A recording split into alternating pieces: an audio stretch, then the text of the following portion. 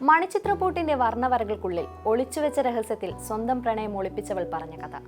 ചിരിയും കളിയും ശൃംഗാരവും രൗദ്രവീണ വായിച്ച രാത്രികളിൽ തെക്കിനിയിലെ ചുമരിൽ പതിഞ്ഞ നർത്തകിയുടെ ചിത്രവരകളിലെ വന്യമായ പ്രതികാര നടനം കൊണ്ട് അന്നും ഇന്നും നമ്മളെ ത്രസിപ്പിച്ച മണിച്ചിത്രത്താഴ് എന്ന എവർഗ്രീൻ ഹിറ്റ് സിനിമ 4K ക്വാളിറ്റിയിൽ പുതിയ സാങ്കേതിക തികവോടെ എത്തുമ്പോൾ കാത്തിരിപ്പിന് പ്രതീക്ഷയുടെ വലിയ ആവേശം തന്നെയുണ്ട്.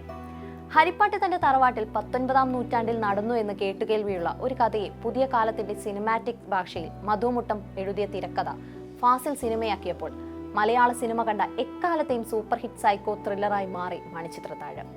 അന്ന് ഏറ്റവും കൂടുതൽ ഭാഷയിൽ റീമേക്ക് ചെയ്യപ്പെട്ട മലയാള സിനിമ എന്ന പ്രത്യേകതയ്ക്കും അപ്പുറത്തായിരുന്നു കാലം കടന്നുപോയിട്ടും മണിച്ചിത്രത്താഴിന്റെ മലയാളി മറക്കാത്ത സിനിമാറ്റിക് എക്സ്പീരിയൻസ്.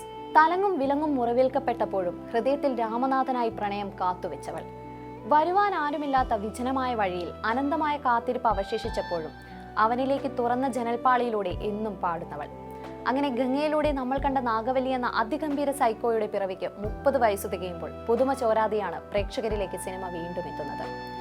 അന്ന് മികച്ച നടിക്കുള്ള ദേശീയ പുരസ്കാരം ശോഭനയ്ക്ക് നാഗവല്ലിയായി പരകായ പ്രവേശനം ചെയ്ത ഗംഗയുടെ കഥാപാത്രത്തിലൂടെ ലഭിച്ചിരുന്നു. അന്നുവരെ മലയാള സിനിമ കണ്ട ചലച്ചിത്ര ഭാഷ അപ്പാടെ പൊളിച്ചെഴുതിയിരുന്നു മണിച്ചിത്രത്താഴ്. ഒരേ സമയം പ്രേക്ഷക പ്രശംസയും ജനപ്രിയതയും നേടിയതിനൊപ്പം ബോക്സ് ഓഫീസിലും തിളങ്ങി ചിത്രം. 300-ലധികം ദിവസം തിയേറ്ററുകളിൽ ഓടിയ സിനിമ അന്ന് 7 കോടിയിലധികം രൂപയായിരുന്നു അക്കാലത്ത് കളക്ട് ചെയ്തത്. ഫാസിലിനൊപ്പം അന്നത്തെ സൂപ്പർ ഹിറ്റ് സംവിധായകരായ സിബി മലയിൽ, സിദ്ദിഖ് ലാൽ, പ്രിയദർശൻ എന്നിവരാണ് സിനിമയുടെ സെക്കൻഡ് യൂണിറ്റ് കൈകാര്യം ചെയ്തിരുന്നത്. ഒരേ സമയം 3-4 ലൊക്കേഷനുകളിൽ സിനിമ ചിത്രീകരിക്കപ്പെടുകയുണ്ടായി. തൃപ്പൂണിത്തറ ഹിൽ പാലസും തക്കല പത്മനാഭപുരം പാലസും തമിഴ്നാട്ടിലെ വാസൻ ഹൗസും മണിച്ചിത്രത്താഴിന് പശ്ചാത്തലങ്ങളായി. സിനിമയിൽ കാണുന്ന മാടമ്പി തറവാടിന്റെ പല ഭാഗങ്ങൾ ഈ 3 കെട്ടിടവും ചേർന്നതാണ്. സിനിമയുടെ തുടക്കരംഗങ്ങളിൽ ഇന്നസെന്റിന്റെ കഥാപാത്രം കുട മറന്നുവെക്കുന്ന പൂമുഖം തൃപ്പൂണിത്തറ ഹിൽ പാലസും, ക്ലൈമാക്സിൽ നാഗവല്ലി നൃത്തം ചെയ്യുന്നത് പത്മനാഭപുര പാലസും, കാരണവരെയും നാഗവല്ലിയെയും കുടിയിരുത്തിയ തെക്കിനി വാസൻ ഹൗസുമാണ്.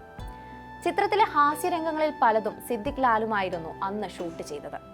വരുവാൻ ആരുമില്ലി എന്നീ ഗാനം പ്രിയദർശനായിരുന്നു അന്ന് സംവിധാനം ചെയ്തത്. വേണു, ആനന്ദകുട്ടൻ, സണ്ണി ജോസഫ് തുടങ്ങിയ അന്നത്തെ മികച്ച ഛായാഗ്രഹന്മാരായിരുന്നു സിനിമയ്ക്ക് വേണ്ടി ക്യാമറ ചലിപ്പിച്ചത്. MG രാധാകൃഷ്ണൻ ചിട്ടപ്പെടുത്തിയ 10 ഗാനങ്ങൾ യേശുദാസ്, ചിത്ര, സുജാത മോഹൻ, വേണുഗോപാൽ എന്നിവർ പാടി അനശ്വരമാക്കിയപ്പോൾ ഓഡിയോ കാസറ്റ് സിനിമ ഇറങ്ങും മുന്നേ സൂപ്പർ ഹിറ്റായിരുന്നു. ഭാഷകൾ കടന്നും മണിച്ചിത്രത്താഴിന്റെ ഖ്യാതി നീണ്ടുപോയി എന്നതും അഭിമാനകരമാണ്. ഭൂൽബുലായ, ആപ്തമിത്ര, രാജ്മഹൽ, ചന്ദ്രമുഖി എന്നീ റീമേക്കുകളിലൂടെ ഇന്ത്യയിലെ ഒട്ടുമിക്ക ഭാഷകളിലും ചിത്രം റീമേക്ക് ചെയ്യപ്പെട്ടപ്പോൾ വലിയ സ്വീകാര്യതയാണ് നേടിയത്. എന്നാൽ ഒറിജിനലിനെ വെല്ലാൻ റീമേക്കുകൾക്കായില്ല എന്നത് മറ്റൊരു ചരിത്രം. അത്തരം ചർച്ചകൾ പലപ്പോഴും ഉയരുകയും ചെയ്തിട്ടുണ്ട്. 90കളുടെ ആദ്യപദത്തിൽ കണ്ട അതേ പുതുമയോടെ പ്രേക്ഷകർക്ക് ഇപ്പോഴും ഈ സിനിമ കാണാൻ കഴിയുമെന്നതാണ് മണിച്ചിത്രത്താഴിന്റെ വിജയരഹസ്യമെന്ന് വേണമെങ്കിൽ പറയാം. പ്രായഭേദമന്യേ എല്ലാവരിലേക്കും എത്തുന്ന ആസ്വാദനത്തിന്റെ ഒരു രസച്ചരട് ചിത്രത്തിൽ ഉടനീളമുണ്ട്.